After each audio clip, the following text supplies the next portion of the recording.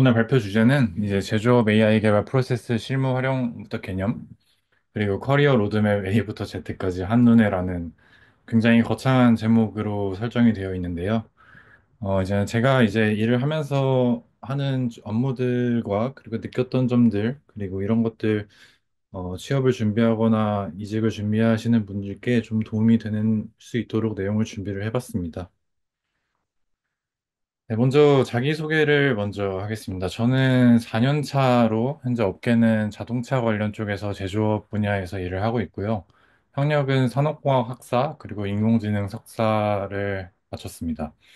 직무는 데이터 사이언스 쪽 일을 하고 있고 데이터 사이언티스트로 일을 하고 있습니다. 업무 분야로는 시계열 수요 예측, 그리고 생산 계획 최적화, 그리고 제조 공정 이상치 탐지 같은 일들을 하고 있습니다. 다음으로 설명드릴 내용은 이제 AI 개발자의 역할 및 요구 역량에 관련돼서 설명을 드리겠는데요. 제가 채용 공고를 하나 가져왔는데 제 링크드인에 가장 먼저 뜨는 채용 공고를 하나 가져왔습니다. 현대자동차의 데이터 사이언스 채용 공고인데요. 채용 공고를 보시게 되면 데이터 프로, 데이터 프리프로세싱 그리고 developing analytical models 그리고 operating analytical models 이렇게 나와 있는데 사실 여기 서술된 내용들이 굉장히 추상적이고 일반적으로 구체화적으로 나와 있는 내용들이 아닙니다. 근데 이런 것들은 비단 이 공고뿐만 아니라 다른 기업의 잡디스크립션을 봐도 대부분 비슷한 내용인데요. 이게 왜 그러냐면은 현업의 입장에서 JD를 이렇게 쓸 수밖에 없는 이유는 이제 이런 AI 기술과 데이터 사이언스를 하는 그런 트렌드의 변화가 엄청 빠르게 변하고 있고 또 하는 과제들이 굉장히 단발적으로 이루어지는 경우도 있기 때문에 업무 유동성이 굉장히 큽니다. 그래서 이렇게 일반적으로 진행되는 기초 역량들을 작성할 수밖에 없고 그래서 채용을 진행할 때도 현재 진행되는 프로젝트에서 당장 필요하고 가장 핏하다고 만들어지는 인원들을 이제 상시 채용하는 형식으로 주로 이제 데이터 사이언스트 채용이 이루어지고 있습니다. 그리고 이런 채용을 하는 분야에 대해서도 굉장히 많이 변화하고 있는데요. 또 예전에는 제가 취업을 할 때는 비전 분야에 뽑는 인원이 굉장히 많았는데 요즘은 또 굉장히 없습니다. 라지 랭귀지 모델 쪽만 많이 뽑고 있는데 그 이유가 뭐냐 하면 이제 비전 분야 같은 경우 객체 인식이나 이미지 탐지 같은 경우에는 기술의 수준이 굉장히 많이 올라왔고 그리고 범용적으로 하는 업체들도 굉장히 많아졌습니다. 그래서 이런 것들이 이제 외주로 데이터 사이언스를 직접 고용하기보다는 외주로 저비용으로 처리 가능하기 때문에 이 분야에 대해서는 인력 채용의 필요성이 많이 감소하는 상황입니다. 그리고 LLM 쪽에서도 많이 사람을 뽑고 있긴 한데 이 분야에 대해서는 실제로 LLM을 잘 다루는 사람들이 있지는 않고 또 한다 하더라도 이 부분에서도 최근 많은 스타트업들이 생기고 있는데, 이제, GPT나 뭐 이런 라지 랭귀지 모델의 백본을 활용을 해서 사내 데이터를 학습하는 형식으로 이제 외주를 주는 형태로 또 진행을 많이 하고 있고요. 그래서 이제 그렇다면 데이터 사이언티스트가 회사에서 어떠한 역할을 해야 되냐에 대해서 고민을 해본다면, 이제 보통 두 가지 갈래로 가게 됩니다. 이제 연구 조직으로 가서 내가 새로운 알고리즘을 개발을 하는 것들, 그런 같은 경우에는 이제 뭐 연구 조직으로 가는 케이스가 있고 그렇지 않은 경우가 저 같은 케이스인데 이제 연구 조직이 아닌 이상 이런 머신러닝 알고리즘을 통해서 회사에 어떤 금전적 이익을 줄 수 있는지를 증명을 해내는 게 가장 중요합니다. 그래서 이런 기술 자체가 아닌 내가 가진 머신러닝이나 데이터 분석 역량을 가지고 회사에 어떤 비즈니스 가치를 창출해낼 수 있는지가 이제 핵심 역량으로 평가를 하고 저희가 사람을 뽑을 때도 그 역량들이 실제로 어떻게 적용될 수 있는지 그것들이 이제 프로젝트에 가장 잘 맞는 사람이도록 판단하는 방법 중에 하나가 되고 있습니다. 그렇다면은 머신러닝을 가지고 어느 쪽에서 비즈니스적인 가치들을 만들어내야 되냐라는 것들에 대해서 굉장히 여러 가지 아이디어가 있을 수 있는데 제가 다 몸담고 있는 제조업 쪽에서는 생산성 개선이 최우선 과제입니다. 전통적으로 비용이 계속해서 발생하는 업무 영역이 생산의 영역이고, 왜냐하면 제조업이기 때문에, 따라서 이런 전통적으로 비용이 계속 발생하는 생산성 개선 작업 영역에서 데이터 사이언스를 잘 활용하는 것들이 굉장히 중요한 문제로 다뤄지고 있고, 그리고 이러한 문제들은 지속적으로 다뤄지고 있는 게 또 핵심입니다. 과제들이 사라지지 않고 계속해서 먹고 살 수 있는 저한테 잡을 계속 주고 있는 거죠. 그래서 제조업에서는 실제로 어떤 일들이 이런 비용들이 계속 발생하고 그리고 것들에 대해서 정리를 해봤는데 첫 번째는 이제 재고 및 자원 관리입니다.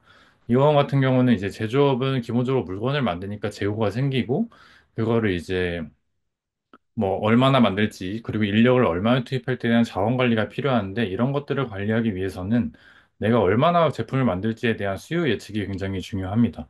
그래서 수요 예측은 어떠한 모든 제조업 기업에서 시행을 하고 있고 이것이 잘 되든 잘 되지 않든 어쨌든 계속해서 할 수밖에 없는 상황입니다. 그래서 이걸 통해서 적정 재고를 관리하고 낭비를 줄이는 목적을 하나 가지고 있고 그리고 두 번째는 생산 스케줄링입니다. 이 두 가지가 연결이 되는데 수요 예측 모델을 만들고 나면 이걸 가지고 생산을 해야 되는데 생산을 할 때도 적은 비용으로 가장 짧은 시간 내에 생산을 하는 이런 스케줄링 작업들도 계속해서 이루어지고 있고 그 다음에 생산하고는 당연히 관련되는 게 품질입니다. 내가 만든 제품이 불량이 많이 나고, 그리고 소비자들에게 갔을 때 이제 별로 마음에 안 드는 이제 이상 제품이 많이 가게 되면 그런 것들은 즉각적으로 회사의 이미지에 타격이 오고 손실로 직접적으로 발생하기 때문에 품질 관리 영역 또한 전통적으로 제조업에서 비용이 발생하는 부분입니다. 그래서 이 세 가지 영역에서 어떻게 머신러닝 알고리즘이 사용되고 비용들을 줄이고 있는지에 대해서 설명을 드리도록 하겠습니다. 네, 우선 첫 번째 설명드릴 거는 제조업에서 수요 예측의 중요성에 대해 설명을 드리도록 하겠습니다. 기본적으로 제조업이라고 하면 여기 이제 팩토리에서 제조업을 하게 되고요.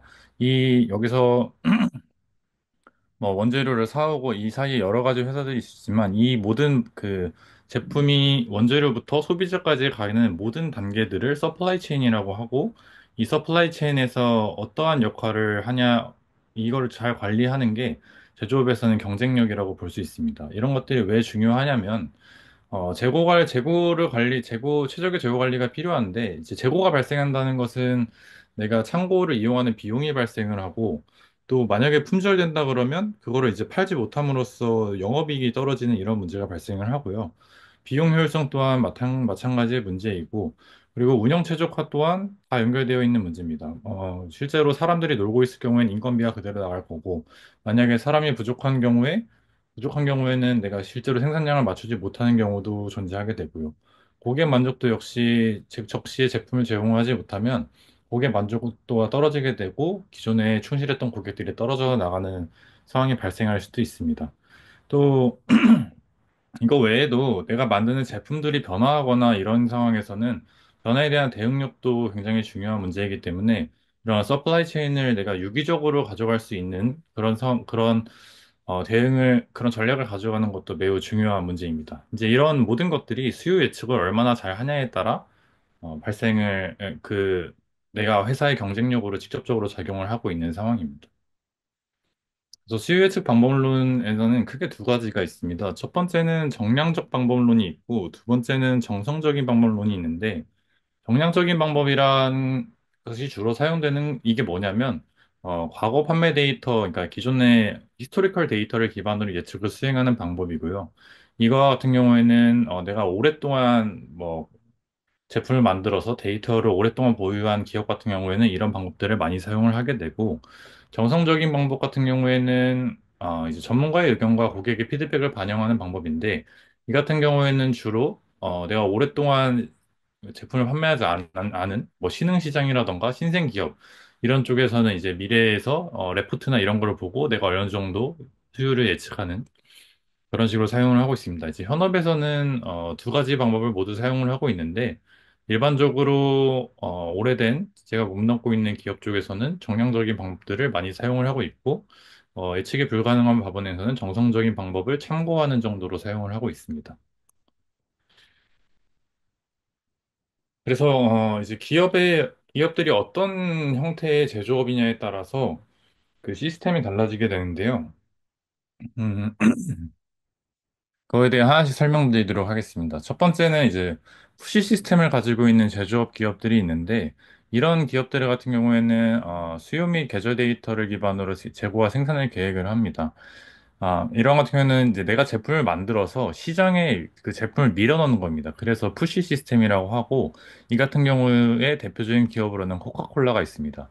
저희가 콜라를 소비를 할 때, 어, 되게 레귤러하게 소비를 하잖아요. 그거를 살 때 고민을 한다거나, 그냥 뭐 피자를 먹는데 콜라가 먹고 싶다. 이렇게 소비를 하는 형태이기 때문에, 그냥 코카콜라 같은 경우에는 내가 제품을 막 많이 만들어서 그걸 시장에 그냥 때려 박는 그래서 푸시 시스템이라는 형식으로 생산을 하고 있고 그다음에 두 번째 케이스는 판매 기반 예측입니다. 판매 기반 예측은 과거의 판매 데이터 그리고 고객의 구매 패턴, 계절 변동성 등을 활용한다고 되어 있는데 특히 이제 트렌드에 굉장히 민감한 회사들 같은 경우가 이런 판매 기반 예측을 사용을 하고 있습니다. 예를 들어 자라 같은 경우에는 매 시즌 만들어지는 옷이나 그런 유행의 트렌드가 변하기 때문에 그런 세일즈 추이를 보고 내가 어떤 잘 팔리는 제품을 더 생산할 것인지 덜 생산할 것인지 이런 세일즈 드리븐 포캐스트를 사용을 하고 있고 그리고 세 번째가 생산 기반 예측입니다. 생산 기반 예측은 어, 대표적인 예로 이제 현대자동차를 들 수 있는데 자동차 같은 경우에는 내가 소비자의 수요를 예측한다고 해도 그 소비자에게까지 자동차가 가는데 걸리는 시간이 굉장히 오래 걸립니다. 만드는데 시간이 오래 걸리기 때문에 그래서 그런 트렌드에 대해서 빠르게 변화할 수가 없습니다. 그리고 또 만드는 제품도 뭐 예를 들어 소나타를 만들었다고 하면 그 소나타가 적어도 한 5년은 가잖아요, 보통. 그래서 이런 거는 본인이 가진 생산 능력을 기반으로 과거 데이터를 토대로 수요 예측을 하는 생산 기반 예측을 사용을 하고 있고 그리고 마지막으로 풀 시스템이라는 것은 주문 제작이라고 생각하시면 됩니다. 풀이라는 것은 소비자가 시장을 땡기는 거죠. 이제 땡기게 되면 이제 주문을 하게 되면 시장에 오더를 넣으면 그 오더를 기반으로 주문이 들어가게 되는데 이러한 식으로 하는 회사가 테슬라가 있습니다. 테슬라는 현재 전기차를 생산을 하고 있는데 전기차에 이제 그 만드는 생산량 자체가 굉장히 적은 상태이기 때문에 이런 주문 제작의 형태로 수요를 맞출 수 있는 상황으로 이제 회사가 돌아가고 있습니다.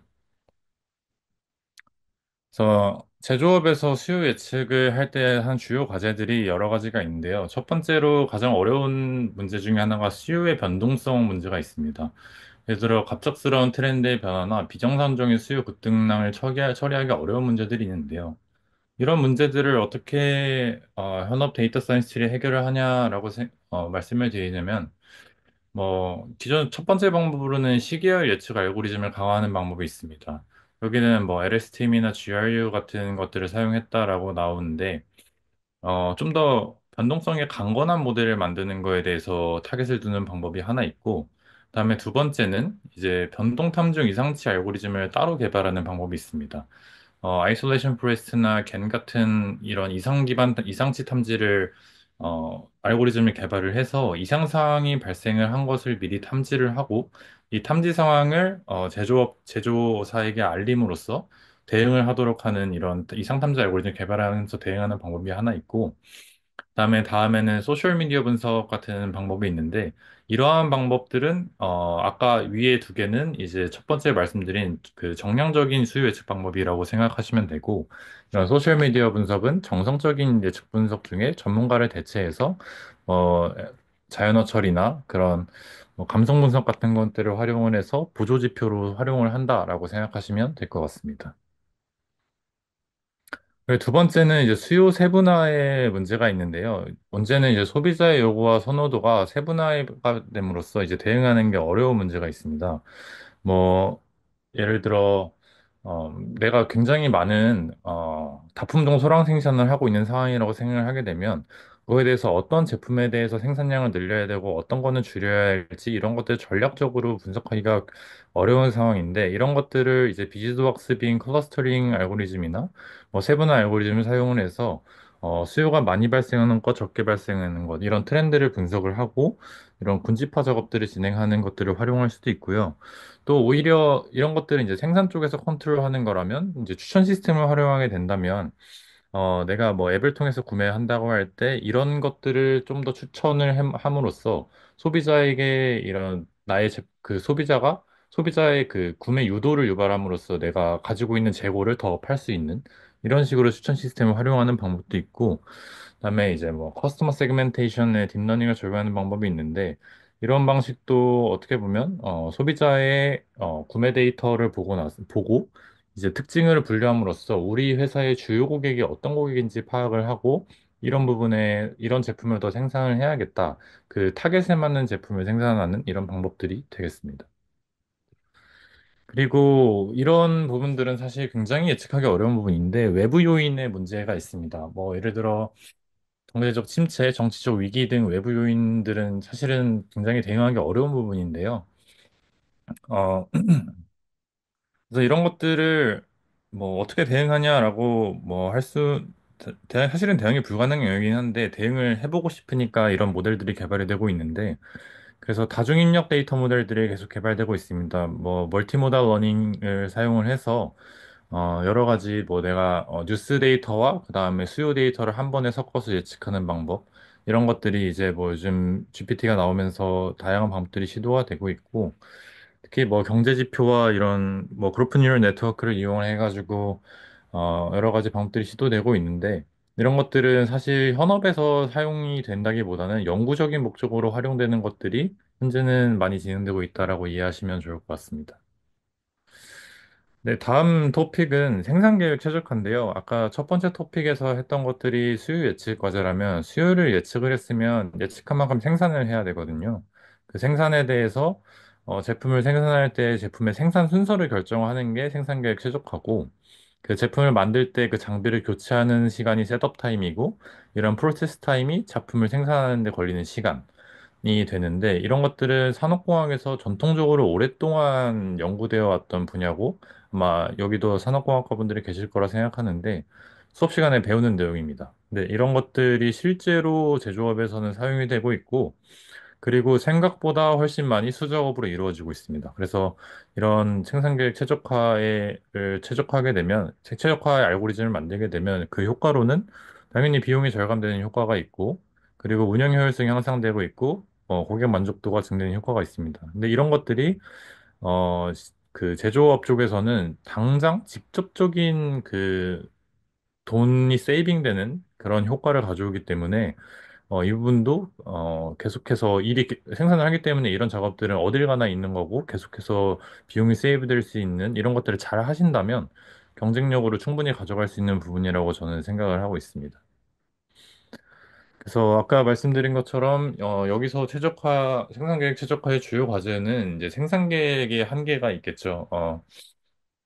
당연히 뭐 공장과 설비는 한정되어 있고 거기에 채용된 인력도 제한되어 있는데 만약에 생산량이 조금만 있다면 크게 문제가 되지 않는데 수요가 폭증하거나 굉장히 타이트한 시간에 내가 그 제품을 맞춰줘야 된다 그러면 이거를 최적화시켜가지고 생산량을 맞춰줘야 되는데 이거를 해결하는 방법들이 전통적으로는 수리 최적화 같은 리니어 프로그램을 짜는 방법이 있고 그다음에 뭐 컨스턴트 프로그램도 같은 의미인데 이런 제약 조건을 세우고 이거를 푸는 뭐 그룹이라던가 시플렉스 같은 솔버를 이용해서 푸는 방법들이 있고요.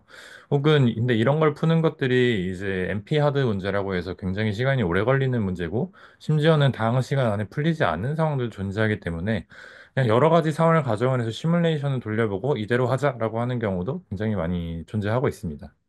이런 식으로 현업에서는 문제를 풀어 나가고 있습니다. 그리고 생산 일정의 복잡성 문제도 있는데요. 이 같은 경우에는 다품종 수량 생산 환경에서는 예를 들어 품종이 여러 개이기 때문에 이거 하나의 품종을 그 생산하기 위해서 어떤 장비의 셋업 타임이 필요한데 그 셋업 타임을 여러 번 바꾸게 된다면 내가 셋업하는데 시간을 다 쓰고 생산하는 데는 시간을 다 못 쓰게 되는 그래서 총 생산 시간이 엄청 길어지는 문제가 발생을 하거든요. 이것도 사실은 산업공학에서 전통적으로 오랫동안 다뤄왔던 문제이고, 이것도 굉장히 많은 내가 콜라만 만드는 코카콜라만 아니라면 자라 같은 회사라면 굉장히 많이 이제 적용되고 비용을 세이브할 수 있는 문제입니다. 이런 것들을 해결하는 방법으로는 뭐 잡차 스케줄링으로 문제를 정의를 하고 휴리스틱 같은 제네틱 알고리즘이라든가 뭐 다른 엔티콜로니 알고리즘 이런 것들을 사용을 해서 어, 문제를 실제로 현업에서 풀어내고 있습니다. 그래서 이런 것들을 통해서 공정 간의 병목을 해결하는 함으로 인해서 리소스를 재배치하고 추가 설비를 도입해가지고 금전적인 돈을 세이브하는 효과들을 많이 내고 있고요. 이런 것들은 사실 자동 스케줄링 소프트웨어도 많이 개발되어 있습니다. 근데 뭐 이런 것들은 실제로 굉장히 간단한 문제들을 풀어줄 수 있는데 상황이 복잡하거나 앞뒤로 연계해야 될 것들이 있다면 그것은 뭐 수학을 굉장히 잘하거나 이런 분야의 전문성을 가진 데이터 사이언티스트가 투입이 돼서 이 프로젝트에 맞는 알고리즘을 직접 개발하는 형태로 과제가 이루어지고 있습니다. 그다음에 마지막으로는 제조업에서 이상탐지 과제인데요. 이상탐지는 많이들 들어보셨겠지만 일반적인 데이터 패턴에서 벗어나서 드물게 발생하는 데이터를 식별하는 과정입니다. 여기 보시면은 물고기가 다 이렇게 파란 색깔의 한 방향을 보고 있는데 얘가 이렇게 빨간 색깔의 다른 방향을 보고 있고 얘를 탐지하는 게 이상치 탐지를 가장 직관적으로 이해하는 그림이기 때문에 가져와 봤고요. 그래서 이러한 이상치는 생산 과정에서 발생하는 결함들을 나타내고 발견하지 못하고 이 생선이 이제 횟집에 가서 소비자까지 가면 이제 그 횟집은 이 횟집에선 시켜 먹지 말아야겠다. 이런 생각이 들기 때문에 제조업체의 경제적인 손실을 즉각적으로, 직접적으로 타격을 주는 그런 문제입니다. 그래서 여기서는 주요로 발생하는 문제들이 데이터 포인트 간의 의존성 문제가 존재를 합니다. 이제 여기서 이상 탐지를 많이 해보신 뭐 벤치마크 데이터셋으로 해보신 분들이 많을 거라고 생각이 드는데 근데 이제 실제 데이터를 가지고 다뤄보면 데이터에 대한 쉬프팅이 계속해서 일어나기 때문에 그런 포인트들을 어떻게 잡냐가 굉장히 중요한 문제입니다. 그래서 기존의 벤치마크 데이터셋은 모든 데이터 포인트가 독립적인 가정이고 그 전후와 그 후의 데이터는 보일 수가 없잖아요. 네, 하지만 제조업에서는 계속해서 데이터가 생성되고 있고 시간에 따라서 데이터가 좀 의존적으로 발생하는 경우가 흔합니다. 그래서 어떤 상황에서는 이 위치에 있던 포인트가 정상이었는데 나중에는 이 포인트들이 다 밑으로 내려가면서 정상과 이상치가 기존에 사용했던 룰로는 구분이 되지 않는 경우가 굉장히 많이 발생을 합니다. 그래서 이러한 현상을 데이터 드리프팅이라고 정의를 하고 이런 것들은 즉각적으로 머신러닝 모델의 성능 저하를 일으키게 됩니다. 그래서 특히 일반적으로 사용하는 머신러닝 기법들은 이런 클래스 임밸런스 문제에 취약하기도 하고 이런 드리프팅을 잡아내지 못하기 때문에 실제로 현업에 와서 처음 데이터 사이언티스트 와서 일을 시켰을 때 이런 것들을 해결하지 못하는 문제들이 굉장히 많이 발생을 하고요. 그래서 이런 거를 구분하기 위해서는 뭐 도메인 지식을 많이 쌓아서 그래서 드리프트를 디텍션하는 방법들을 개발을 하고 또 모델에 대한 성능을 계속해서 유지할 수 있는 머신러닝 오퍼레이션스를 활용하는 방법들이 현재는 적용되고 있습니다. 두 번째는 정의되지 않은 이상치 클래스 문제가 있는데요. 레이블이 없는 데이터가 굉장히 많습니다. 왜냐하면 생산량이 엄청나게 많고, 그게 정상인지 불량인지에 대해서는 사람이 한 명 한 명이 다 뜯어봐야 되는 경우가 많기 때문에, 그래서 레이블이 없는 경우에서 이거를 어떻게 학습을 시키고, 어떻게 정상인지 불량인지 판단하는지가 되게 중요한 문제입니다. 그래서 뭐 클러스터링 기법들이 실제로 많이 쓰이고 있기는 한데 이것도 사실 KNN, DB스캔 이런 어떨 때는 기본적인 알고리즘들이 잘 적용이 될 수도 있지만 그 실제 현장에 맞게 굉장히 튜닝을 많이 해야 되고 내가 다른 앙상블 기법을 쓴다던가 아이디어적인 분들이 굉장히 많이 필요한 것들이 좀 존재합니다. 그래서 사실 이런 것들은 그래서 말씀드리는 게 도메인 지식을 활용을 해서 정상과 불정상을 확실히 구분될 수 있는 룰 베이스를 만들고 머신러닝이 그런 것들을 잘못 판단했었을 때 그런 것들을 계속해서 학습 데이터셋에 추가를 한다던가 등의 전략이 현재는 사용되고 있습니다. 네, 그리고 지금 이직이나 취업을 준비하시는 분들이 어떠한 것들을 준비를 해야 되는지에 대한 요청을 해주셔가지고 그래서 제가 뭐 현재 AI 트렌드가 어떻다라고 하기에는 뭐 좀 그런 어렵게 말하는 부분이 어려운 부분이 좀 있어서 이제 일반적으로 AI 트렌드에 대해서 1년에 한 번씩 제가 보는 자료들이 있어서 가져왔는데 이거는 가트너에서 매년 발표하는 하이퍼사이클 for Artificial Intelligence라는 AI 기술의 그 하이퍼사이클입니다. 그래서 이 하이퍼사이클에 대해서 좀 설명을 드리자면 총 5가지 단계로 나눠지는데요. 이제 첫 번째 단계는 이노베이션 트리거 단계인데 여기는 이제 신기술이 개발되거나 발견이 되어서 앞으로 이런 기술이 굉장히 기대가 되겠다라고 하는 단계이고 두 번째는 기대의 정점입니다. 이제 Peak of Inflated Expectations라고 나와 있는데 이러한 기술들이 어느 정도 성과를 보이면서 야, 이게 앞으로 우리가 먹고 살 미래 기술이구나 하게 되면 여기로 오게 되고 그 다음에 근데 이제 기대가 정점이 되게 되면 당연히 실망이 커지게 되죠. 그 골짜기가 여기 환멸의 골짜기라고 보이는 이 환멸의 골짜기로 들어오게 되고 여기서 기대감 그럼에도 불구하고 이거를 이겨내는 것들이 다음 슬로프로 넘어가게 됩니다. 그래서 계몽의 경사라고 하는 슬로프들은 기대감이 아니라 실제로 이것들이 어떤 비즈니스적인 가치를 보여주고 앞으로 우리가 계속해서 개발하고 실제로 쉽게 활용될 수 있는 가치, 그런 기술들이라고 인정이 되면 여기로 넘어가게 되고요. 그리고 생산성의 정상이라고 불리는 곳은 이제 이거는, 일반적으로, 굉장히 대중화될 수 있는 기술이고 이미 생산성의 가치가 증명된 기술들이 여기로 넘어가게 됩니다. 그래서 2024년의 결과를 보시게 되면 컴퓨터 비전은 이미 여기 가 있죠. 여기 가 있는데 이거는 이제 이미 생산성이 사람보다 컴퓨터 비전이 알고리즘이 낮다는 거는 이미 증명이 된 바이고 그래서 이 부분의 데이터 사이언티스트를 잘 뽑지 않습니다. 왜냐면 이거는 이미 생산성이 검증됐기 때문에 외주를 주면 되기 때문이죠. 이걸 할 수 있는 사람들도 많아졌고요. 근데 그래서 제가 하이라이트 친 부분은 제너레이티브 AI 그리고 모델옵스 그리고 파운데이션 모델스라는 부분인데 이제 이 부분들이 여기 기대를 피크를 찍고 내려오고 있는데, 여기에서, 이제 기대감을 증명하냐 못하냐라는 부분들이 있고, 사실은, 이런 부분들의 기술들을 활용을 해서 비즈니스적인 임팩트를 내는 게 데이터 사이언티스트의 역할이라고 보시면 됩니다. 이러한 기술들을 익혀가지고, 왜냐면 여기 있는 것들은 누구나 할 수 있는 것들이고, 여기 있는 것들은 사실은 아직 상용화되기 전의 기술입니다. 그래서 상용화 직전의 기술들을 내가 계속 가져와서 비즈니스적인 임팩트를 내므로써 상용화시키는 이 단계로 만들어 나가는 것들이 데이터 사이언스를 실제로 하는 포지션의 역할이라고 보시면 될 것 같습니다. 제가 참고 자료를 하나 더 가져왔는데 2020년에 하이퍼사이클을 가져왔습니다. 여기 보시면은 컴퓨터 비전이 여기 있죠? 불과 4년 전인데 4년 전이면 대학교 1학년이 들어와서 대학교 4학년 졸업할 때 대학교 1학년 때 들어와서 컴퓨터 비전 열심히 해야겠다 해가지고 졸업할 때 컴퓨터 비전 저 전문가예요 했는데 지금 컴퓨터 비전 안 뽑죠. 이런 상황이 AI가 굉장히 빨리 발전하기 때문에 실제로 존재를 하고 있습니다. 그리고 뭐 이런 것들은 그전에 없었죠. 이런 것들은 실제로 비즈니스적인 임팩트를 검증하지 못했기 때문에 사라지는 그런 기술들도 굉장히 많이 존재를 하고 있습니다. 그래서 데이터 사이언티스트를 위한 주요 준비 사항이라고 제가 뭐 준비를 해봤는데 일단 첫 번째로는 기초를 강력히 다지는 게 굉장히 중요합니다. 뭐 노 코딩 뭐 코드 없이 뭐 머신러닝 알고리즘 만들기 뭐 이런 거가 많이 한데 결국에는 데이터 사이언티스트로 일을 하려면 내가 수리적으로 그리고 AI와 데이터 과학에 대한 기본 개념이 탄탄히 이해가 되어 있어야 되고 그래야 현재 발생한 문제를 정의를 하고 이런 알고리즘들을 어떤 걸 써야 될지 어디를 튜닝해야 될지 어떤 것과 어떤 것을 합쳐야 될지에 대해서 논리적인 구조가 마련되고 그래야 문제가 해결이 됩니다. 그리고 주요 프레임워크 및 언어에 대한 학습 부분들은 생각만 해서는 이룰 수 없고 실제로 내가 코드로 그런 부분들을 구현을 해야 되기 때문에 코딩도 중요하고요.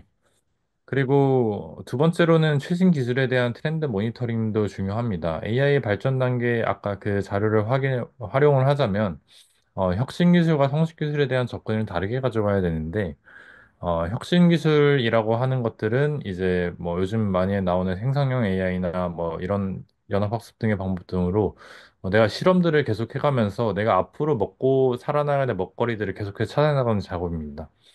근데 이제 성숙 기술들은 내가 당장 이걸 활용함으로써 회사에서 돈을 벌어다 줄 수 있는 그런 비즈니스 가치들을 얘기를 하고, 시간이 지나면 내가 연습했던 혁신 기술이 점점 성숙 기술로 바꾸게 되고, 이러한 계속 공부를 하고 사이클을 돌리는 작업들을 계속을 해야 됩니다. 또, 죄송합니다. 네. 그리고 이런 것들이, 요즘에는 뭐 알고리즘만 잘 짜는 게 아니라 M 머신러닝 오퍼레이션이라든지 실제로 운영을 하고 이제 클라우드 환경에서 운영을 하고 그런 컴퓨터 과학적인 지식들도 많이 요구되고 있어서 음, 다양한 좀 더 포괄적인 인재들을 원하고 있고 그리고 세 번째가 제일 중요한데 현실 데이터를 다뤄보는 게 제일 중요합니다. 실제로 데이터들은 불완전하고 노이즈가 많은 데이터들이 굉장히 많고요. 이런 것들을 실제로 전처리해보고 모델 성능을 개선해보는 경험이 어, 튜토리얼 같은 거나 뭐 벤치마크 데이터셋으로만 하는 것보다는